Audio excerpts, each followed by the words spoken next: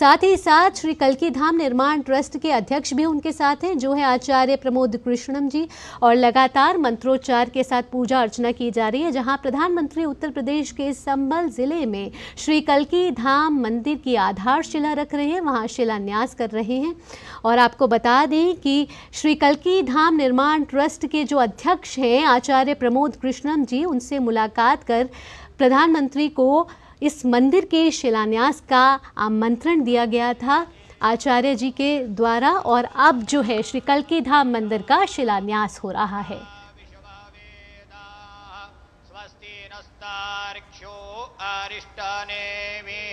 स्वस्ति नो बृहस्पतिर्दधातु कंकणबन्धनाम् ओम जदावदनान्दाक्षायण हिरण्य माधवो मां पुनातु ओम गोविंदाय नमः हस्तौ प्रक्षाल्यो स्वस्ति तिलकां हरिः ओम स्वस्ति न इंद्रो वृद्धशरावाः स्वस्ति नः पूषा विश्ववेदाः स्वस्ति नस्तार्क्ष्यो अरिष्टनेमिः योगश्च करणं चैव सर्वं विष्णुर्वयं जगत् सूर्यः सोमो यमः कालो महाभूतानि पञ्च च एते शुभाशुभा प्रोक्ता कर्मणो नवसाक्षिणः अद्य पूर्वोच्चारित एवं गुणविशेषेण विशिष्टायां शुभपुण्यतिथौ अस्मिन् भारतवर्षे उत्तरप्रदेशे सम्भलमण्डलान्तर्गत ऐचोडाकम्बोहस्तधावारो नक्षत्रं विष्णुरेव च योगश्च करणं चैव सर्वं विष्णुर्वयं जगत् सूर्यः सोमो यमः कालो महाभूतानि पञ्च च एते शुभाशुभा प्रोक्ता कर्मणो नवसाक्षिणः अद्य पूर्वोच्चारित एवं गुणविशेषेण विशिष्टायां शुभपुण्यतिथौ अस्मिन् भारतवर्षे उत्तरप्रदेशे सम्भलमण्डलान्तर्गत ऐचोडाकम्बोहस्तधावारो नक्षत्रं विष्णुरेव च योगश्च करणं चैव सर्वं विष्णुर्वयं जगत् सूर्यः सोमो यमः कालो महाभूतानि पञ्च च एते शुभाशुभा प्रोक्ता कर्मणो नवसाक्षिणः तो इस समय प्रधानमंत्री का उत्तर प्रदेश दौरा जारी है, जिसमें प्रधानमंत्री नरेंद्र मोदी, इन ताज़ा तस्वीरों के जरिए आप देख सकते हैं कि उत्तर प्रदेश के संभल में श्री कल्की धाम मंदिर का शिलान्यास कार्यक्रम चल रहा है, जहां प्रधानमंत्री नरेंद्र मोदी भूमि पूजन और शिलान्यास कार्यक्रम में शामिल हो रहे हैं। यहां आप देख सकते हैं तस्वीरों के जरिए कि उत्तर प्रदेश के मुख्यमंत्री योगी आदित्यनाथ उनके साथ हैं, साथ ही उनके साथ कल्की धाम के अध्यक्ष भी मौजूद हैं जो आचार्य प्रमोद कृष्णम जी हैं। और यहाँ कल्की धाम मंदिर का शिलान्यास कार्यक्रम चल रहा है और मंत्रोच्चार के साथ इस शिलान्यास कार्यक्रम का आयोजन हो रहा है और इस मंदिर की आधारशिला रखी जा रही है। आपको बता दें कि ये जो मंदिर है वो 5 एकड़ में बनकर तैयार होगा, जिसमें 5 साल का समय लगेगा। और आपको बता दें कि भगवान कल्की जो हैं वो प्रभु विष्णु का 10वां अवतार माने जाते हैं और संभल में बनने जा रहे श्री कल्की धाम को विश्व का सबसे अनोखा मंदिर कहा जा रहा है। इस मंदिर में भगवान विष्णु के 10 अवतारों के लिए 10 अलग अलग गर्भगृह होंगे और इसी गर्भगृह की का जो भूमि पूजन है वो प्रधानमंत्री नरेंद्र मोदी इस समय आप देख रहे हैं कि कर रहे हैं। और लगातार ये तस्वीरें बयां कर रही हैं कि कैसे आस्था के साथ साथ जो इस मंदिर के साथ जो बाकी का क्षेत्र है उसका भी विकास होगा। हमने देखा कि कैसे राम मंदिर के प्राण प्रतिष्ठा के बाद अयोध्या नगरी जो है वो आस्था नगरी के साथ साथ अर्थव्यवस्था के तौर पर भी मजबूत हो रही है। और आज जो प्रधानमंत्री का उत्तर प्रदेश दौरा है वो ये दर्शा रहा है कि जब कल्की धाम मंदिर तैयार होगा उसके साथ साथ जो आसपास का क्षेत्र है उसका भी चौतरफा विकास होगा।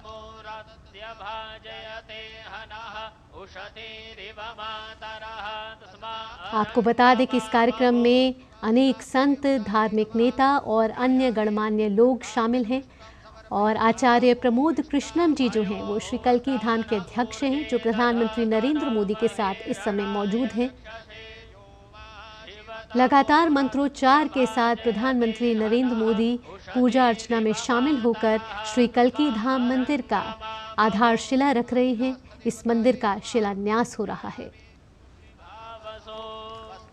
और आपको बता दें कि इसके बाद प्रधानमंत्री Uttar Pradesh global investor summit 2023 के चौथे ग्राउंड ब्रेकिंग समारोह में पूरे उत्तर प्रदेश में 10 लाख करोड़ रुपए से अधिक लागत की 14,000 परियोजनाओं का शुभारंभ करेंगे। समर्पयामि शिलास्तदेवतायै नमः प्रार्थनापूर्वकं नमस्करोमि। कल्की धाम मंदिर संभल के एकारा कंभो इलाके में बनने जा रहा है समर्पयामि शिलास्तदेवतायै और इस मंदिर की आधारशिला आज रखी जा रही है। आत्मनियम जलम समर्पयामि शिलास्तदेवतायै प्रधानमंत्री नरेंद्र मोदी उत्तर प्रदेश के संभल में मौजूद हैं, जहां श्री कल्की धाम भूमि पूजन किया जा रहा है। प्रधानमंत्री के साथ उत्तर प्रदेश के मुख्यमंत्री और साथ ही कल्की धाम के अध्यक्ष मौजूद हैं। गंधाक्षतपुष्पाणि समर्पयामि शिलास्तदेवतायै आपको बता दें कि श्री कल्की धाम का निर्माण श्री कल्की धाम निर्माण ट्रस्ट द्वारा किया जा रहा है, जिसके अध्यक्ष हैं आचार्य प्रमोद कृष्णम जी।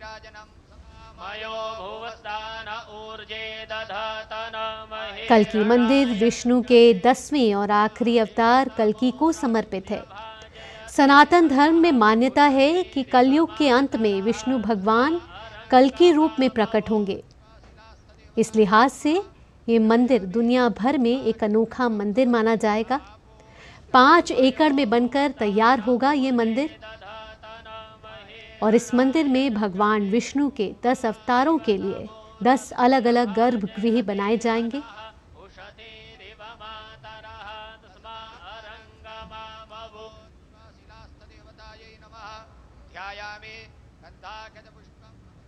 और ये भूमि पूजन के जरिए गर्भगृह में आधारशिला रखने का कार्यक्रम प्रधानमंत्री नरेंद्र मोदी के द्वारा किया गया। तस्वीरों के जरिए आप देख सकते हैं कि कल्की धाम की आधारशिला रखी जा रही है। आज का दिन उत्तर प्रदेश के संभल क्षेत्र के लिए अहम, महत्वपूर्ण, ऐतिहासिक। कार्यक्रम में अनेक धार्मिक नेता, संत और गणमान्य व्यक्ति शामिल हैं। आपको बता दें कि ये मंदिर 5 वर्षों में तैयार हो जाएगा और कल्की धाम परिसर जो है वो 5 एकड़ में बनकर तैयार होगा। बेहद ही ऐतिहासिक तस्वीरें आपके टीवी स्क्रीन पर, जहां उत्तर प्रदेश के संभल क्षेत्र में प्रधानमंत्री नरेंद्र मोदी ने श्री कल्की धाम मंदिर की आधारशिला रखी। भूमि पूजन में वे शामिल हुए और यहाँ उनके साथ उत्तर प्रदेश के मुख्यमंत्री योगी आदित्यनाथ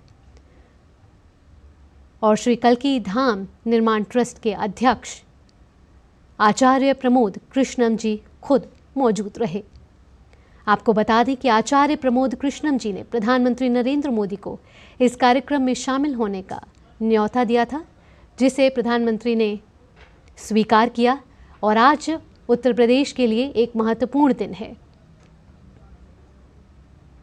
इसके बाद प्रधानमंत्री एक और महत्वपूर्ण कार्यक्रम में शामिल होंगे, जहां प्रधानमंत्री यूपी ग्लोबल इन्वेस्टर समिट 2023 के चौथे ग्राउंड ब्रेकिंग समारोह में पूरे उत्तर प्रदेश के लिए 10 लाख करोड़ रुपए से अधिक लागत की 14,000 परियोजनाओं का शुभारंभ करेंगे। और ये परियोजनाएं विनिर्माण, नवीकरणीय ऊर्जा, आईटी, आईटीईएस, खाद्य प्रसंस्करण, आवास और रियल एस्टेट, आतिथ्य और मनोरंजन, शिक्षा जैसे क्षेत्रों से संबंधित हैं। आपको बता दें कि इस कार्यक्रम में उत्तर प्रदेश में 10 लाख करोड़ रुपए से अधिक की 14,000 परियोजनाओं की शुरुआत करेंगे। माननीय प्रधानमंत्री महोदय आनंद धाम वृंदावन के रितेश्वर जी महाराज के साथ संवाद करते हुए जमुना अखाड़ा के आचार्य महामंडलेश्वर श्री अवधेशानंद गिरि जी,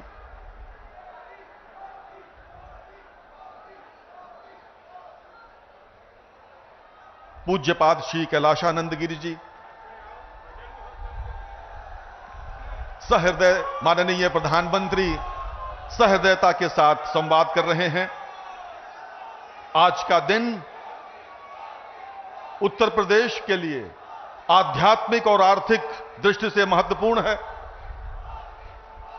सभी का अभिवादन कर रहे हैं भारत के यशस्वी प्रधानमंत्री माननीय श्री नरेंद्र मोदी जी। संभल में सभी संतों को प्रणाम करते हुए, उपस्थित जन समुदाय का अभिवादन करते हुए, और सबसे पहले मैं अनुरोध करूंगा, माननीय प्रधानमंत्री महोदय का आगमन उत्तर प्रदेश में हुआ है। मैं उत्तर प्रदेश के माननीय मुख्यमंत्री श्री योगी आदित्यनाथ जी से अनुरोध करता हूं, कृपया माननीय प्रधानमंत्री जी का स्वागत करें।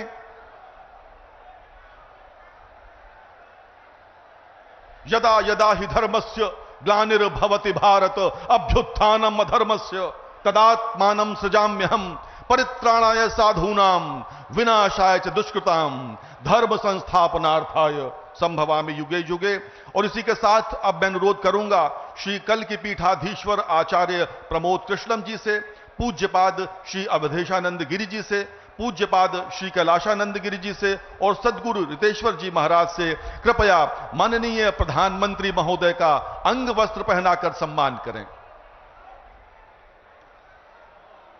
आपकी तालियां रुकनी नहीं चाहिए मित्रों। ये अभूतपूर्व दिन है, अविस्मरणीय दिन है, जब संभल में माननीय प्रधानमंत्री पूज्य संतों के साथ यहां मंच पर हैं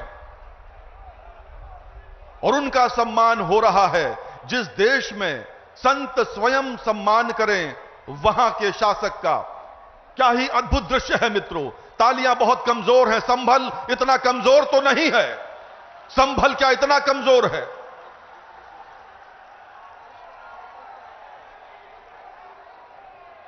और स्मृति चिन्ह श्री कल की धाम की प्रतिकृति भेंट कर रहे हैं माननीय प्रधानमंत्री को श्री कल की पीठाधीश्वर और अन्य सभी संत, पूज्य संत अवधेशानंद गिरि जी, कैलाशानंद जी, रितेश्वर जी महाराज। ऐसा होगा आपके जनपद में बनने वाला श्री कल की धाम। और आप सभी संतों से अनुरोध है, कृपया माननीय मुख्यमंत्री महोदय का सम्मान करें। उत्तर प्रदेश के लोकप्रिय मुख्यमंत्री श्री योगी आदित्यनाथ जी का सम्मान कर रहे हैं।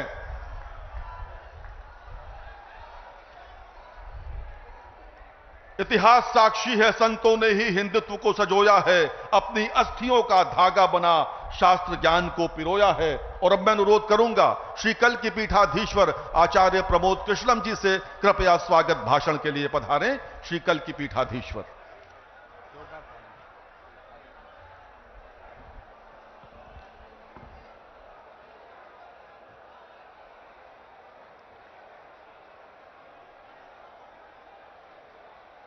परम सम्मानित, परम आदरणीय, परम श्रद्धेय भारत के यशस्वी, तेजस्वी, ओजस्वी और तपस्वी प्रधानमंत्री श्री नरेंद्र मोदी जी का इस कल की धाम की पावन धरा पे मुझे स्वागत करने के लिए कहा गया है। माननीय प्रधानमंत्री जी, जिंदगी में कभी कभी ऐसे पल आते हैं जब शब्द खो जाते हैं, वाणी थम जाती है। शबरी के पास बेर थे, विदुर के पास साग था, लेकिन हमारे पास तो आपका स्वागत करने के लिए सिवाय भावनाओं के, पुष्पों के कुछ भी नहीं है, कुछ भी नहीं है। माननीय प्रधानमंत्री महोदय, इस मंच पे परम श्रद्धेय स्वामी अवधेशानंद गिरि जी, परम श्रद्धेय स्वामी कैलाशानंद जी, सद्गुरु रितेश्वर जी महाराज और उत्तर प्रदेश के लोकप्रिय और सशक्त मुख्यमंत्री आदित्यनाथ जी महाराज विराजमान हैं। मैं सबको उनके श्री चरणों में अपना प्रणाम निवेदित करता हूं। माननीय प्रधानमंत्री जी,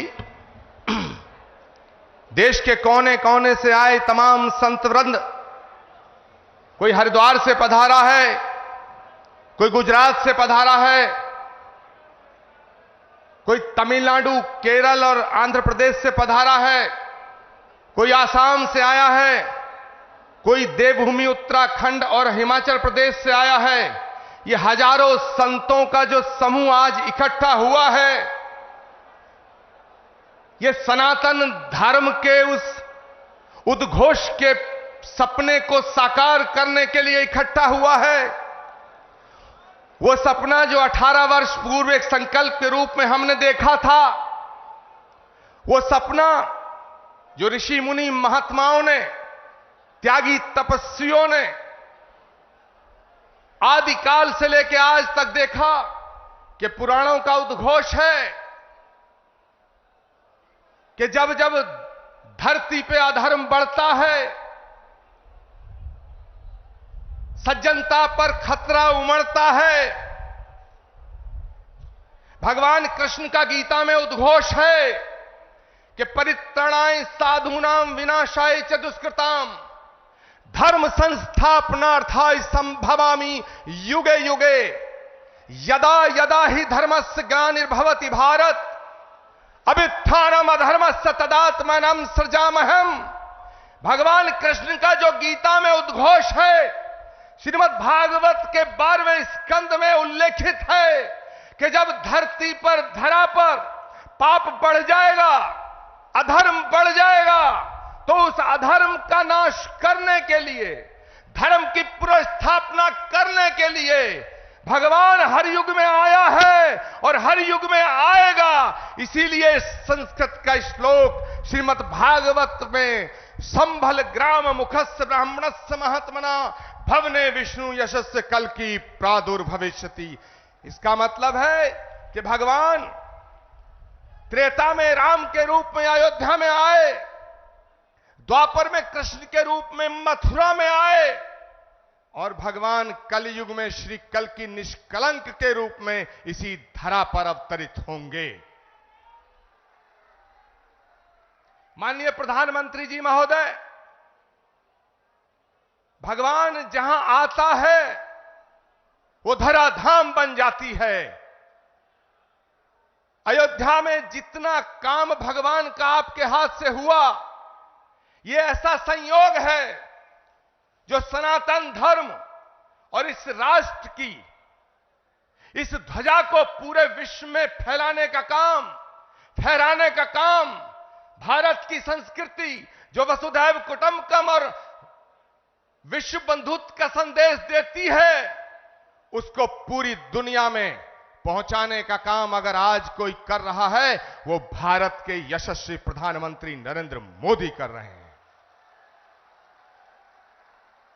माननीय प्रधानमंत्री महोदय, ये एक और अद्भुत संयोग है कि भगवान राम के सारे काज आपके कर कमलों द्वारा हुए हैं, और आज का ये दिन, ये शुभ घड़ी, जिसे देखने के लिए कितनी ही आंखें जो बंद हो गईं, ये शुभ घड़ी जिसका सपना हमारी कितनी माताओं बहनों ने देखा, और माननीय प्रधानमंत्री जी, ये आज सपना साकार हो रहा है क्योंकि श्री कल की धाम की पावन धरती पे आपके चरण पड़े हैं। हम आपका स्वागत करते हैं, हम आपका वंदन करते हैं, हम आपका अभिनंदन करते हैं। मैं अपनी वाणी को विराम देने से पहले एक बात जरूर कहना चाहता हूं।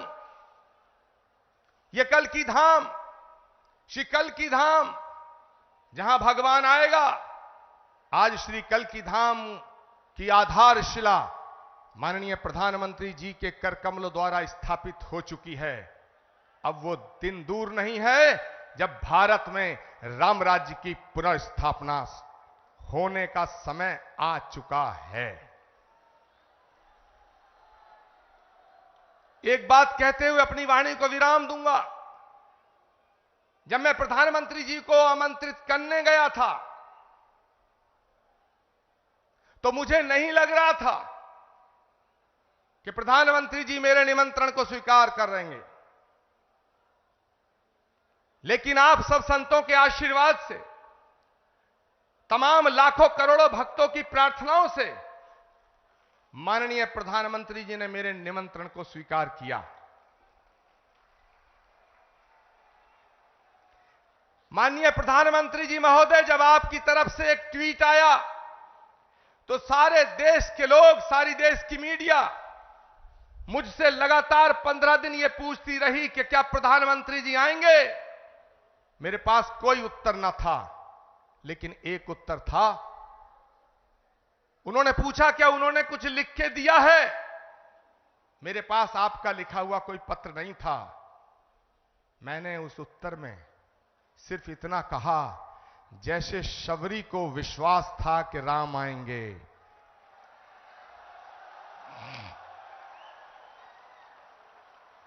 जैसे विदुर को विश्वास था कि कृष्ण आएंगे, जैसे हमारी आस्था का आधार है कि कल्कि आएंगे, वैसे ही आचार्य प्रमोद कृष्णम को यह विश्वास था कि नरेंद्र मोदी जी अपनी बात के पक्के हैं, अपना वचन निभाएंगे।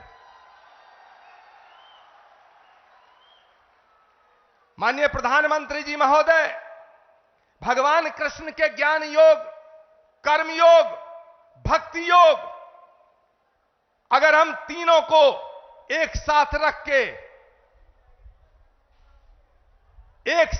के जब हम इमेजिन करते हैं, तो भगवान कृष्ण के भक्ति योग, कर्म योग और ज्ञान योग जब तीनों एक जगह मिलते हैं तो एक तस्वीर बनती है, और वो तस्वीर भारत के प्रधानमंत्री नरेंद्र मोदी की बनती है। मैं अपनी वाणी को विराम देता हूं और मैं निवेदन करना चाहता हूं, उत्तर प्रदेश के माननीय मुख्यमंत्री गोरक्ष पीठाधीश्वर पूज्यपाद योगी आदित्यनाथ जी महाराज से कि वो माननीय प्रधानमंत्री जी का स्वागत करें। जोरदार नारा और जयकारा लगना चाहिए हाथ खड़े होकर के। अवधपुरी से कल्कि धाम, अवधपुरी से कल्कि धाम, अवधपुरी से कल्कि धाम। पूज्यपाद योगी आदित्यनाथ जी महाराज।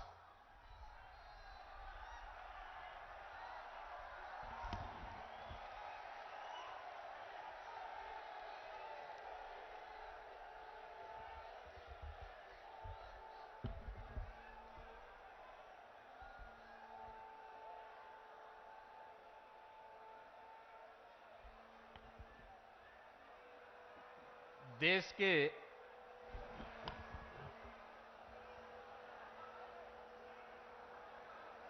यशस्वी प्रधानमंत्री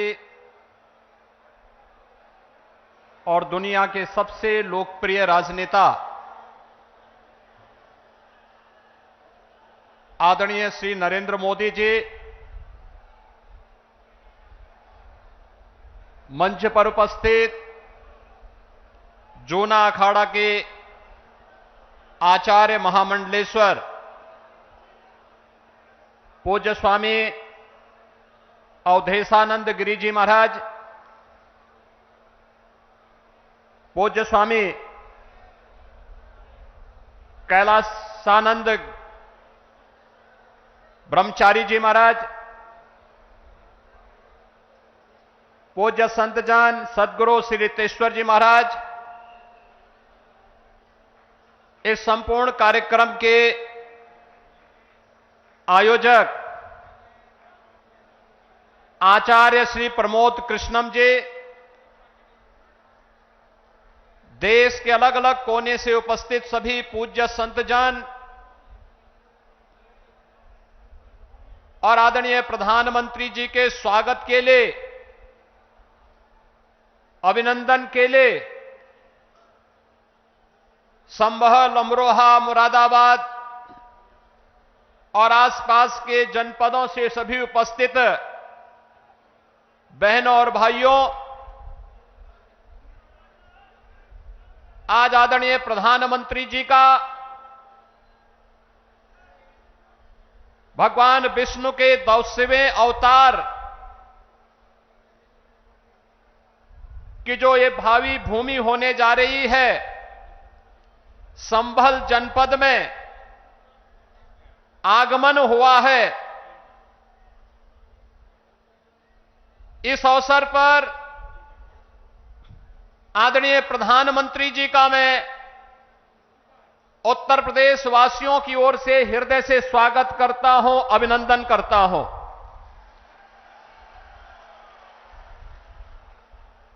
अयोध्या में 5 सदी के इंतजार को समाप्त करने के उपरांत प्रभु श्री रामलला के भव्य मंदिर को बनाने और रामलला को विराजमान करवाने के उपरांत पहली बार संयुक्त अरब अमीरात के अबू धाबी में भगवान श्री नारायण के ही भव्य मंदिर के भव्य उद्घाटन कार्यक्रम के उपरांत आदरणीय प्रधानमंत्री जी का आगमन इस संभल जनपद में हुआ है।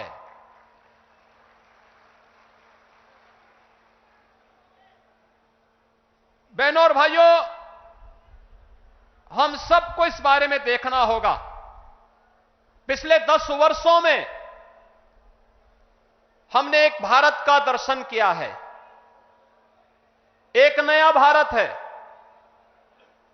जिस नए भारत में हर नागरिक को सुरक्षा भी है और राष्ट्र को समृद्धि के नए सोपान तक पहुंचाने का संकल्प भी है। जिस नए भारत में युवाओं की आजीविका की व्यवस्था भी है, तो भारत की आस्था का सम्मान भी है। आस्था का सम्मान किस रूप में? काशी में काशी विश्वनाथ धाम, अयोध्या धाम में रामलला का पुनः विराजमान होना, केदारपुरी और बद्रीनाथ धाम का पुनरुद्धार का कार्य संपन्न होना, महाकाल में महालोक की स्थापना होना,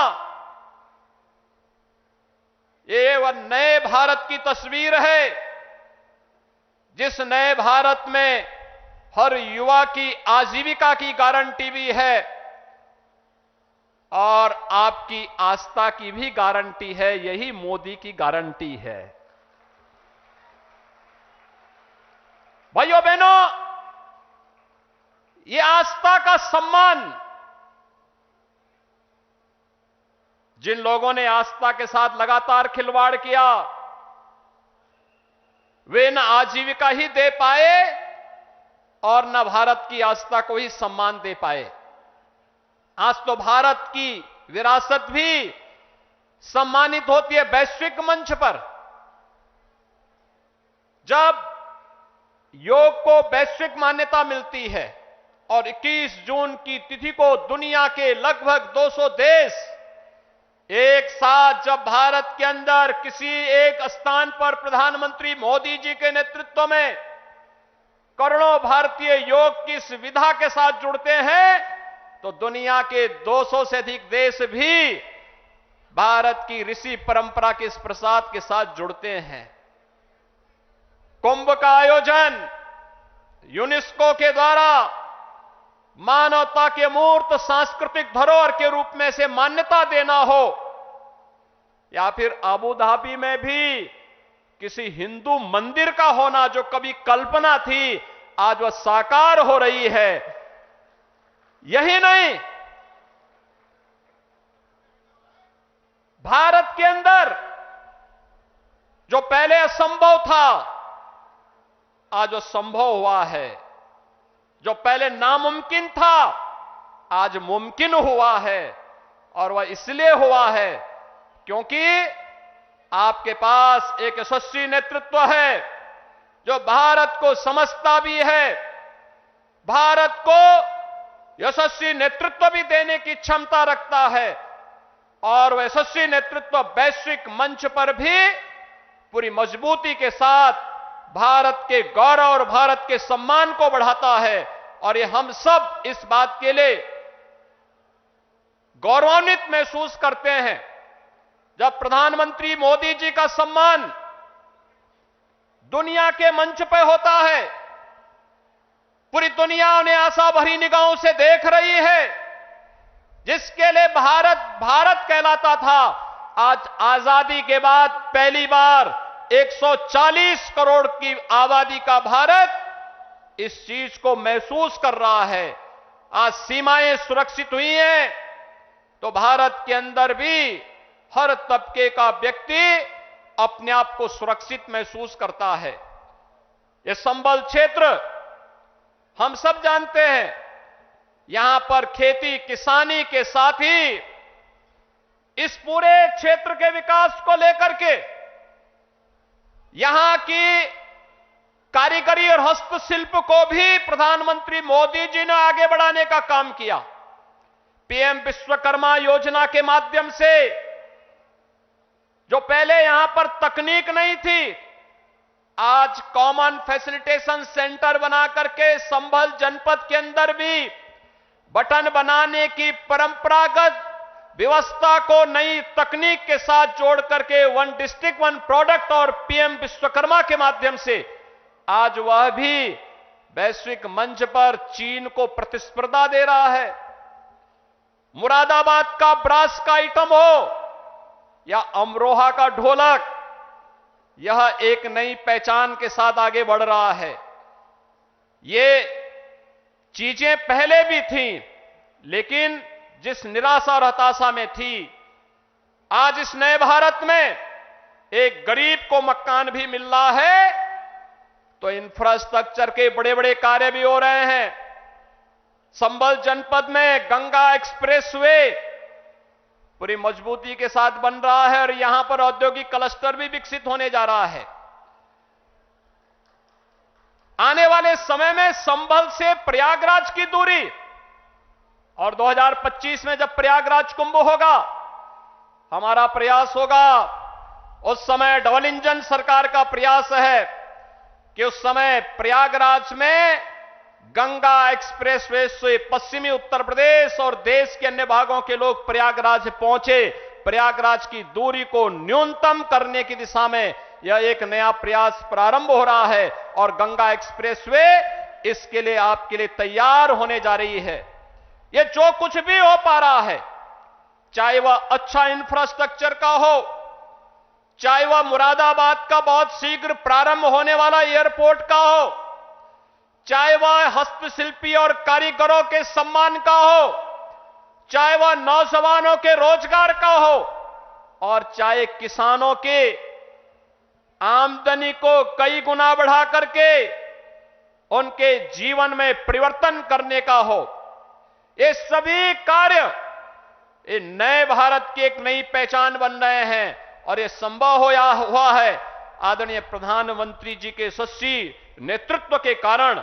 आज प्रधानमंत्री जी का आगमन इस भगवान विष्णु के 10वें अवतार के रूप में भगवान कल्कि, जिन्हें भारत के शास्त्रों ने, चाहे वह महाभारत हो, श्रीमद् भागवत महापुराण हो, स्कंद पुराण हो, विष्णु पुराण हो या अन्य जितने भी ऐसे महत्वपूर्ण शास्त्र हैं जिनका बहुत स्पष्ट कहना है कि कलयुग और सतयुग की संधि काल में, युगाब्द के अंत में भगवान कल्कि का अवतार अवश्य होगा और इस धराधाम में पुनः सनातन धर्म की स्थापना का जो कार्य उस समय अधूरा रह गया है वह उनकी कृपा से संपन्न होगा। तो ये मान करके चलिए कि अयोध्या धाम में रामलला के विराजमान होने के बाद प्रधानमंत्री जी ने जो शुरुआत की है, यह वहां से उसकी शुरुआत है और यह होकर के रहेगा। आज आदरणीय प्रधानमंत्री जी शिला रखने के लिए स्वयं इस कल्कि धाम के इस आयोजन में यहां पर उपस्थित हुए हैं मैं आप सभी श्रद्धालुजनों से, प्रदेशवासियों की ओर से आदरणीय प्रधानमंत्री जी का संबल जनपद की इस धरती पर हृदय से स्वागत करता हूं, अभिनंदन करता हूं। धन्यवाद। जय जय श्री राम।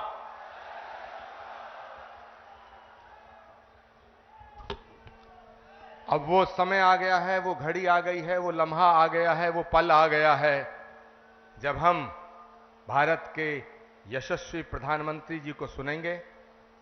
और हम लाखों की संख्या में यहाँ इकट्ठे हैं, लेकिन पूरी दुनिया के करोड़ों लोग जो सनातन के प्रेमी हैं, जो भारत के प्रेमी हैं, वो सब सुनना चाहते हैं कि भारत के प्रधानमंत्री जी श्री कल्की धाम की पावन धरती से आज क्या बोलेंगे।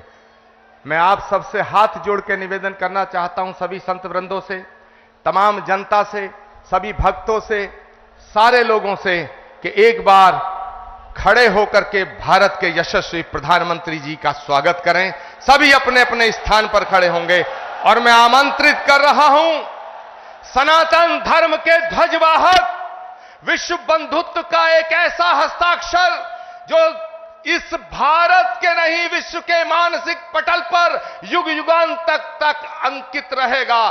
भारत के यशस्वी प्रधानमंत्री आदरणीय नरेंद्र मोदी जी, जोरदार तालियों से स्वागत। तालियां बजती रहे, जोरदार तालियों से स्वागत, अभिनंदन, वंदन, नमन।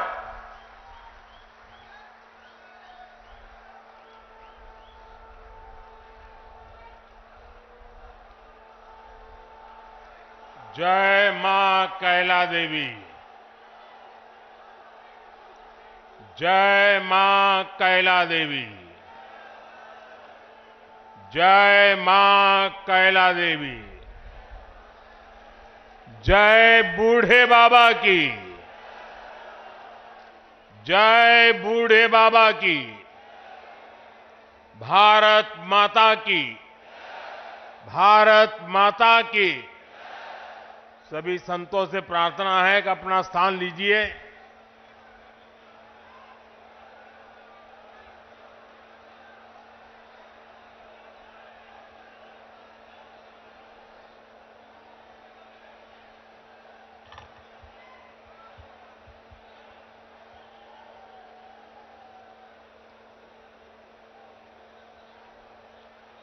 उत्तर प्रदेश के ऊर्जावान मुख्यमंत्री श्रीमान योगी आदित्यनाथ जी, पूज्य श्री अवधेशानंद गिरी जी, कल्की धाम के प्रमुख आचार्य प्रमोद कृष्णम जी, पूज्य स्वामी कैलाशानंद ब्रह्मचारी जी, पूज्य सद्गुरु श्री जितेश्वर जी, विशाल संख्या में पधारे हुए भारत के भिन्न भिन्न कोने से आए हुए पूज्य संतगण और मेरे प्यारे श्रद्धावान भाइयों और बहनों, आज यूपी की धरती से प्रभु राम और प्रभु कृष्ण की भूमि से भक्ति, भाव और आध्यात्म की एक और धारा प्रवाहित होने को लालायित है। आज पूज्य संतों की साधना और जनमानस की भावना से एक और पवित्र धाम की नींव रखी जा रही है।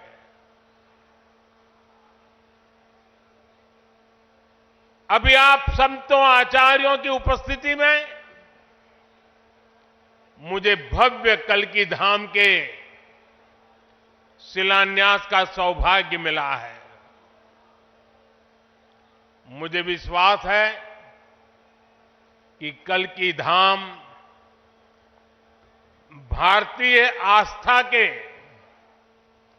एक और विराट केंद्र के रूप में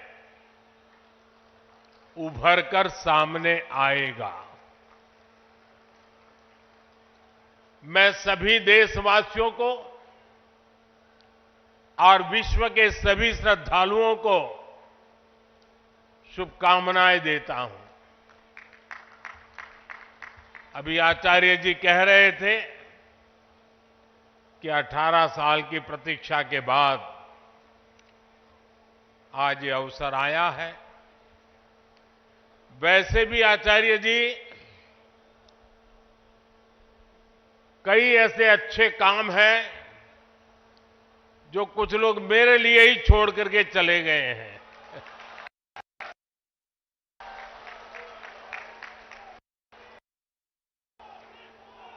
और आगे भी जितने अच्छे काम रह गए हैं ना, उसके लिए बस ये संतों का, जनता जनार्दन का आशीर्वाद बना रहे, उसे भी पूरे करेंगे। साथियों, आज छत्रपति शिवाजी महाराज की जन्म जयंती भी है। ये दिन इसलिए और पवित्र हो जाता है और ज्यादा प्रेरणादायक हो जाता है। आज हम देश में जो सांस्कृतिक पुनरोदय देख रहे हैं, आज अपनी पहचान पर गर्व और उसकी स्थापना का जो आत्मविश्वास दिख रहा है, वो प्रेरणा हमें छत्रपति शिवाजी महाराज से ही मिलती है। मैं इस अवसर पर छत्रपति शिवाजी महाराज के चरणों में श्रद्धापूर्वक नमन करता हूं, उन्हें श्रद्धांजलि अर्पित करता हूं। साथियों, पिछले दिनों जब प्रमोद कृष्णम जी मुझे निमंत्रण देने के लिए आए थे, जो बातें उन्होंने बताई, उसके आधार पर मैं कह रहा हूं कि आज जितना आनंद उनको हो रहा है, उससे अनेक गुना आनंद उनकी पूज्य माता जी की आत्मा जहां भी होगी, उनको होता होगा।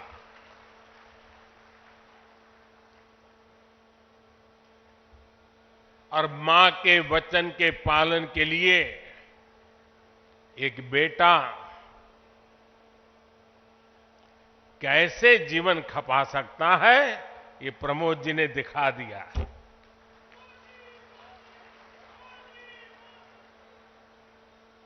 प्रमोद कृष्णम जी बता रहे थे कि कई एकड़ में फैला ये विशाल धाम कई मायनों में विशिष्ट होने वाला है।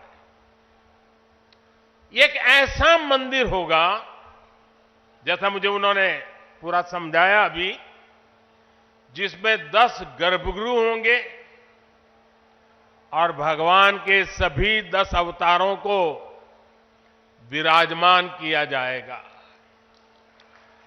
10 अवतारों के माध्यम से हमारे शास्त्रों ने केवल मनुष्य ही नहीं, बल्कि अलग अलग स्वरूपों में ईश्वरीय अवतार को प्रस्तुत किया गया है।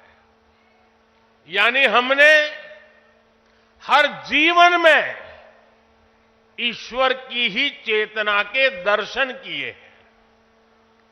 हमने ईश्वर के स्वरूप को सिंह में भी देखा, वराह में भी देखा और कच्छप में भी देखा। इन सभी स्वरूपों की एक साथ स्थापना हमारी मान्यताओं की व्यापक छवि प्रस्तुत करेगी।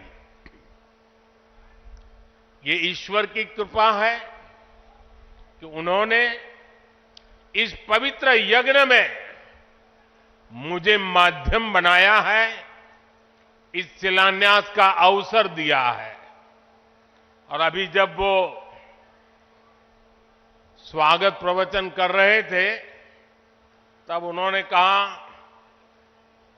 कि हर किसी के पास कुछ न कुछ देने को होता है, मेरे पास कुछ नहीं है, मैं सिर्फ भावना व्यक्त कर सकता हूं।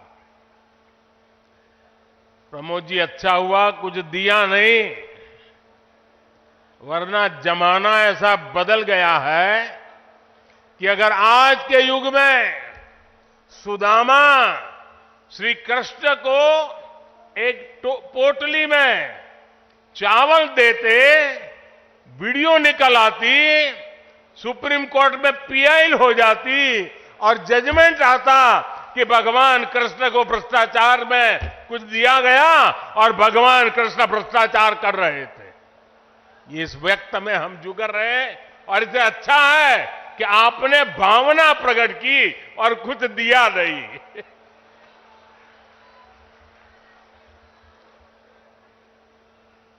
मैं इस शुभ कार्य में अपना मार्गदर्शन देने के लिए पधारे सभी संतों को भी नमन करता हूं। मैं आचार्य प्रमोद कृष्णम जी को भी बधाई देता हूं। साथियों, आज संबल में हम जिस अवसर के साक्षी बन रहे हैं, ये भारत के सांस्कृतिक नवजागरण का एक और अद्भुत क्षण है। अभी पिछले महीने ही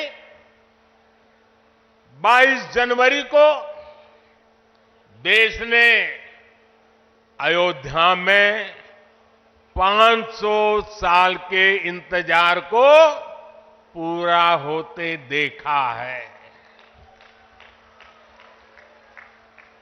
राम लला के विराजमान होने का वो अलौकिक अनुभव, वो दिव्य अनुभूति अब भी हमें भावुक कर जाती है। इसी बीच हम देश से सैकड़ों किलोमीटर दूर अरब की धरती पर अबू धाबी में पहले विराट मंदिर के लोकार्पण के साक्षी भी बने हैं। पहले जो कल्पना से भी परे था, अब वो हकीकत बन चुका है। और अब हम यहां संभल में भव्य कल्कि धाम के शिलान्यास के गवाह बन रहे हैं। भाई और बहनों, एक के बाद एक ऐसे आध्यात्मिक अनुभव, सांस्कृतिक गौरव के ये पल हमारी पीढ़ी के जीवन काल में इसका आना, इससे बड़ा सौभाग्य क्या हो सकता है। इसी कालखंड में हमने विश्वनाथ धाम के वैभव को काशी की धरती पर देखा है, निखरता हुआ देखा है। इसी कालखंड में हम काशी का कायाकल्प होते देख रहे हैं। इसी दौर में महाकाल के महालोक की महिमा हमने देखी है। हमने सोमनाथ का विकास देखा है, केदार घाटी का पुनर्निर्माण देखा है। हम विकास भी, विरासत भी, इस मंत्र को आत्मसात करते हुए चल रहे हैं। आज एक और हमारे तीर्थों का विकास हो रहा है, तो दूसरी ओर शहरों में हाई टेक इंफ्रास्ट्रक्चर भी तैयार हो रहा है। आज अगर मंदिर बन रहे हैं तो देश भर में नए मेडिकल कॉलेज भी बन रहे हैं। आज विदेशों से हमारी प्राचीन मूर्तियां भी वापस लाई जा रही है और रिकॉर्ड संख्या में विदेशी निवेश भी आ रहा है। ये परिवर्तन प्रमाण है साथियों, और प्रमाण इस बात का है समय का चक्र घूम चुका है। एक नया दौर आज हमारे दरवाजे पर दस्तक दे रहा है। ये समय है हम उस आगमन का दिल खोलकर स्वागत करें। इसलिए मैंने लाल किले से देश को विश्वास दिलाया था, यही समय है, सही समय है। साथियों, जिस दिन अयोध्या में राम मंदिर की प्राण प्रतिष्ठा हुई थी, तब मैंने एक और बात कही थी। 22 जनवरी से अब नए काल चक्र की शुरुआत हो चुकी है। प्रभु श्री राम ने जब शासन किया तो उसका प्रभाव हजारों वर्ष तक रहा। उसी तरह राम लला के विराजमान होने से अगले 1000 वर्षों तक भारत के लिए एक नई यात्रा का शुभारंभ हो रहा है। अमृत काल में राष्ट्र निर्माण के लिए पूरी सहस्त्र शताब्दी का यह संकल्प केवल एक अभिलाषा भर नहीं है, ये एक ऐसा संकल्प है जिसे हमारी संस्कृति ने हर कालखंड में जीकर दिखाया है। भगवान कल्कि के विषय में आचार्य प्रमोद कृष्णम जी ने गहरा अध्ययन किया है। भगवान कल्कि के अवतार से जुड़े कई सारे तथ्य और शास्त्रीय जानकारियां भी आचार्य प्रमोद कृष्णम जी मुझे बता रहे थे। जैसे उन्होंने बताया कि कल्कि पुराण में लिखा है, शंभले वस तस्तस्य सहस्त्र परिवत्सरा, यानी भगवान राम की तरह ही कल्कि का अवतार भी हजारों वर्षों की रूपरेखा तय करेगा। इसलिए भाइयों और बहनों, हम ये कह सकते हैं कि कल्कि काल चक्र के परिवर्तन के प्रणेता भी है और प्रेरणा स्रोत भी है। और शायद इसीलिए कल्कि धाम एक ऐसा स्थान होने जा रहा है जो उन भगवान को समर्पित है जिनको अभी अवतार होना बाकी है।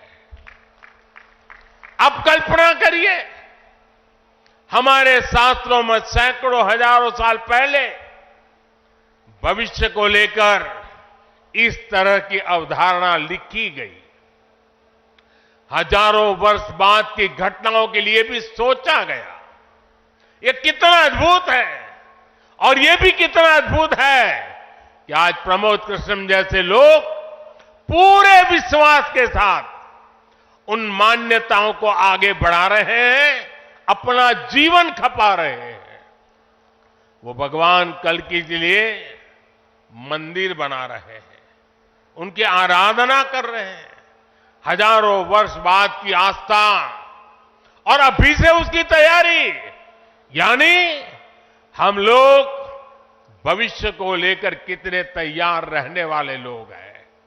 इसके लिए तो प्रमोद कृष्ण जी वाकई सराहना के पात्र है। मैं तो प्रमोद कृष्ण जी को एक राजनीतिक व्यक्ति के रूप में दूर से जानता था, मेरा परिचय नहीं था। लेकिन अभी जब कुछ दिन पहले मेरी उनसे पहली मुलाकात हुई तो ये भी पता चला कि वो ऐसे धार्मिक आध्यात्मिक कार्यों में कितनी मेहनत से लगे रहते हैं। कल्कि मंदिर के लिए इन्हें पिछली सरकारों से लंबी लड़ाई लड़नी पड़ी, कोर्ट के चक्कर भी लगाने पड़े। वो मुझे बता रहे थे कि एक समय उन्हें कहा जा रहा था कि मंदिर बनाने से शांति व्यवस्था बिगड़ जाएगी। आज हमारी सरकार में प्रमोद कृष्णम जी निश्चिंत होकर इस काम को शुरू कर पाए हैं। मुझे भरोसा है कि मंदिर इस बात का प्रमाण होगी कि हम बेहतर भविष्य को लेकर कितने सकारात्मक रहने वाले लोग हैं। साथियों, भारत पराभव से भी विजय को खींच करके लाने वाला राष्ट्र है। हम पर सैकड़ों वर्षों तक इतने आक्रमण हुए, कोई और देश होता, कोई और समाज होता तो लगातार इतने आक्रमणों की चोट से पूरी तरह नष्ट हो गया होता। फिर भी हम न केवल डटे रहे बल्कि और भी ज्यादा मजबूत होकर सामने आए। आज सदियों के वो बलिदान फलीभूत हो रहे हैं। जैसे कोई बीज वर्षों के अकाल में पड़ा रहा हो, लेकिन जब वर्षा काल आता है तो वो बीज अंकुरित हो उठता है। वैसे ही आज भारत के अमृत काल में भारत के गौरव, भारत के उत्कर्ष और भारत के सामर्थ्य का बीज अंकुरित हो रहा है। एक के बाद एक हर क्षेत्र में कितना कुछ नया हो रहा है।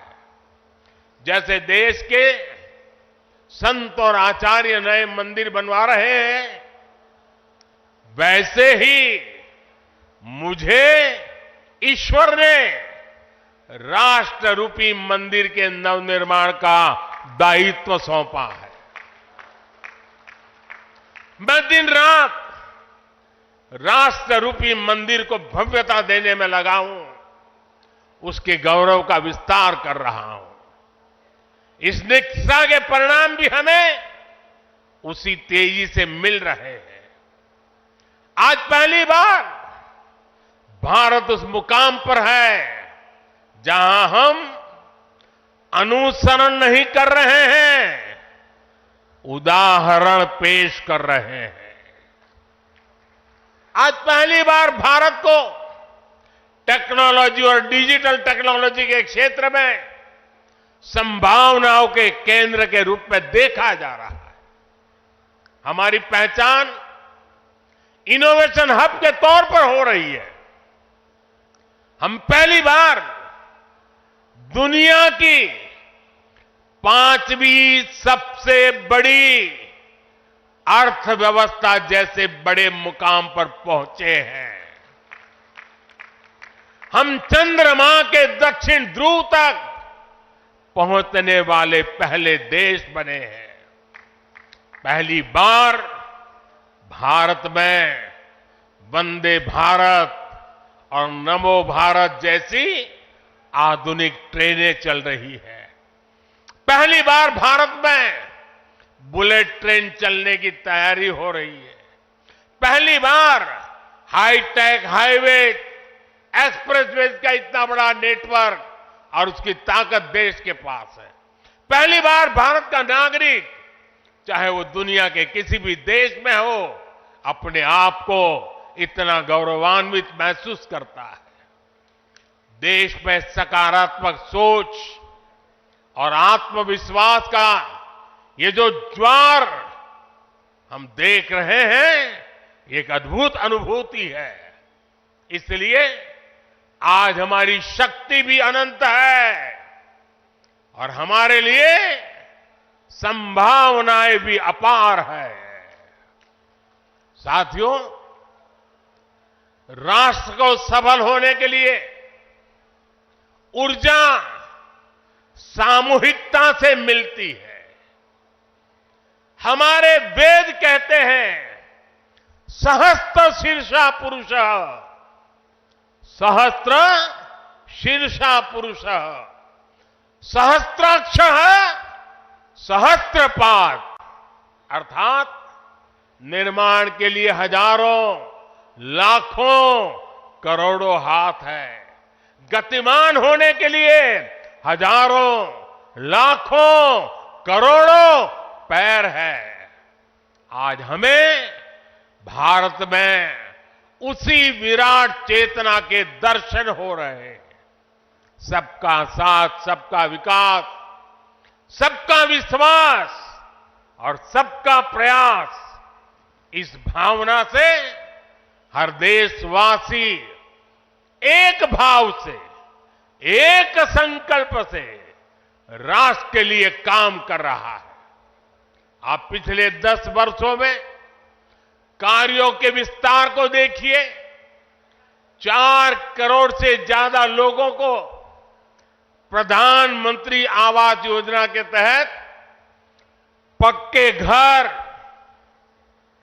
11 करोड़ परिवारों को शौचालय यानी इज्जत घर, 2.5 करोड़ परिवारों को घर में बिजली, 10 करोड़ से अधिक परिवारों को पानी के लिए कनेक्शन, 80 करोड़ लोगों को मुफ्त राशन, 10 करोड़ महिलाओं को कम कीमत पर गैस सिलेंडर, 50 करोड़ लोगों को स्वस्थ जीवन के लिए आयुष्मान कार्ड, करीब 10 करोड़ किसानों को किसान सम्मान निधि। कोरोना काल में हर देशवासी को मुफ्त वैक्सीन, स्वच्छ भारत जैसा बड़ा अभियान, आज पूरी दुनिया में भारत के इन कामों की चर्चा हो रही है। इस स्केल पर काम इसलिए हो सके क्योंकि सरकार के इन प्रयासों से देशवासियों का सामर्थ्य जुड़ गया। आज लोग सरकार की योजनाओं का लाभ दिलाने के लिए गरीबों की मदद कर रहे हैं। लोग 100% सैचुरेशन के अभियान में हिस्सा बन रहे हैं। गरीब की सेवा का ये भाव समाज को नर में नारायण की प्रेरणा देने वाले हमारे आध्यात्मिक मूल्यों से मिली है। इसलिए देश ने विकसित भारत का निर्माण और अपनी विरासत पर गर्व के 5 प्राणों का आह्वान किया है। साथियों, भारत जब भी बड़े संकल्प लेता है उसके मार्गदर्शन के लिए ईश्वरीय चेतना किसी न किसी रूप में हमारे बीच जरूर आती है। इसलिए गीता में भगवान श्री कृष्ण ने कहा, संभवामि युगे युगे, इतना बड़ा आश्वासन दे दिया है। लेकिन इस वचन के साथ ही तो हमें ये आदेश भी देते हैं कि कर्मण्येवाधिकारस्ते मा फलेषु कदाचन, अर्थात हमें फल की चिंता के बिना कर्तव्य भाव से कर्म करना है। भगवान का ये वचन, उनका ये निर्देश आज 140 करोड़ देशवासियों के लिए जीवन मंत्र की तरह है। अगले 25 वर्षों के इस कर्तव्य काल में हमें परिश्रम की पराकाष्ठा करनी है। हमें निस्वार्थ भाव से देश सेवा को सामने रखकर काम करना है। हमारे हर प्रयास में, हमारे हर काम से राष्ट्र को क्या लाभ होगा, ये प्रश्न हमारे मन में सबसे पहले आना चाहिए। यही प्रश्न राष्ट्र की सामूहिक चुनौतियों के समाधान पेश करेगा। मुझे विश्वास है कि भगवान कल्कि के आशीर्वाद से संकल्पों की हमारी ये यात्रा समय से पहले सिद्धि तक पहुंचेगी।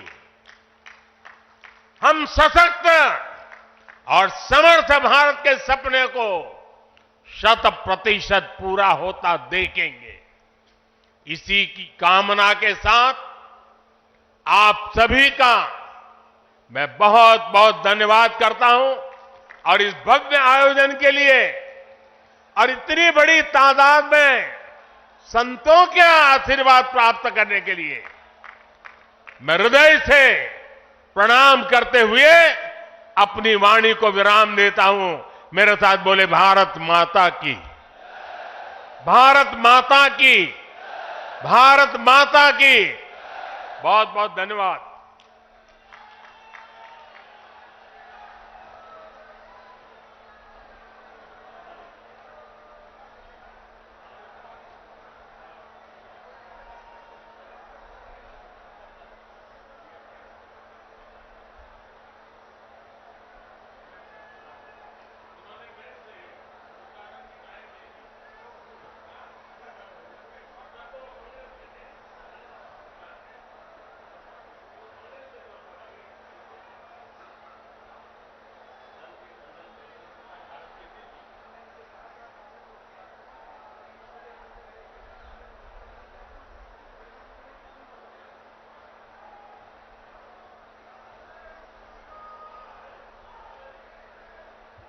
एक बार जोरदार माननीय प्रधानमंत्री जी मंच से प्रस्थान कर रहे हैं।